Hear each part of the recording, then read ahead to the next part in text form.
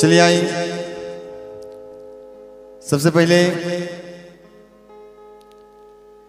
अपना गुरु के श्री जगत गुरु जनार्दन आचार्य स्वामी जी के चरण में प्रणाम करता नहीं और कहल गुलबा कि बिन गुरु के ज्ञान ना होला। तो हम अपना गुरु जी के चरण में सबसे पहले एगो भजन के माध्यम से आशीर्वाद के चाहवा और हमारे कलाकार उपस्थित बने नाल पे बड़ भाई हमारे संतोष जी 12 खरौनी निवासी और झाल पे हमारे लक्ष्मी पुजारी जी बहरनपुर निवासी और बेंजू पे संगत करतनी संतोष भैया सैदपुर और जी हमारा आवाज के रिकॉर्डिंग करतनी जेकर स्टूडियो बा गोविंद पांडे जी बहुत सुंदर यहाँ के स्टूडियो हमारा आवाज के रिकॉर्डिंग करतनी और जे ए गीत के अपना कलम से सजैले बा हमारे संगीत के गुरु रितेश सिंह जी उन्हों के प्रणाम करता नहीं और जे हमनी के हमेशा प्यार दुलार देवेला ओ बड़ भैया के भी हम प्रणाम करता नहीं जेकर नाम बा रिंटू श्रीवास्तव जी ओ भैया के बार बार प्रणाम रही और आशीर्वाद के चाह रही। चलिए एगो भजन बा भाव में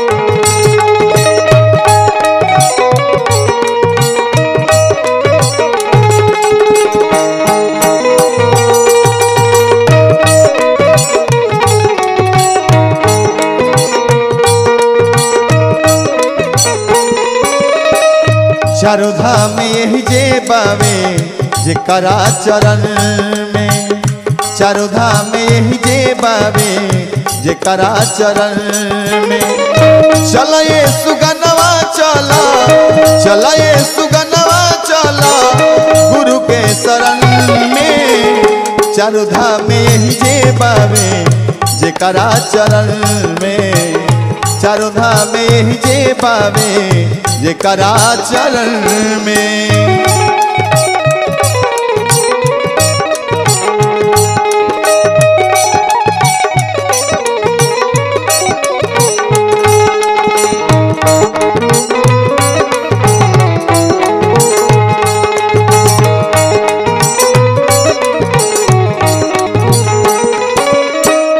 चलो जनार्दन स्वामी जी के चरणवा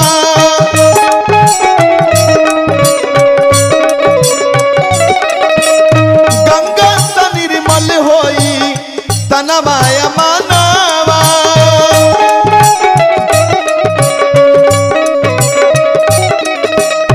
चलो जनार्दन स्वामी जी के चरणवा गंगा सा निर्मल होई तनवाया मानवा बाड़ा सुख पैबा तू बाड़ा सुख पैबा तू गुरु के भजन में चला ये सुगनवा चला गुरु के शरण में चला ये सुगनवा चला गुरु के शरण में।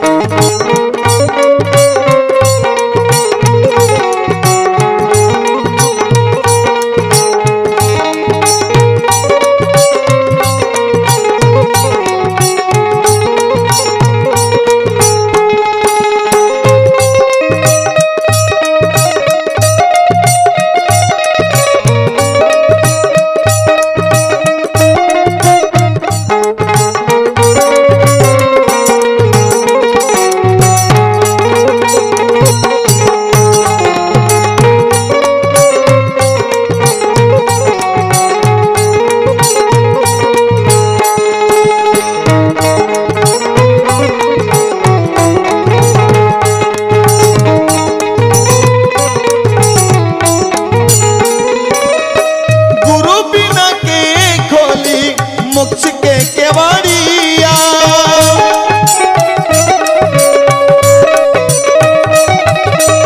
अलख जगावा आवा मन के भीतरिया।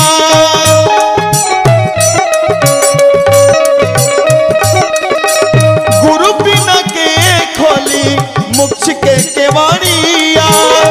अलख जगावा आवा मन के भीतरिया। कहाँ तू भटकत बड़ा, कहाँ तू भटकत बड़ा जंगल यवन में। चला ये सुगनवा चला गुरु के शरण में।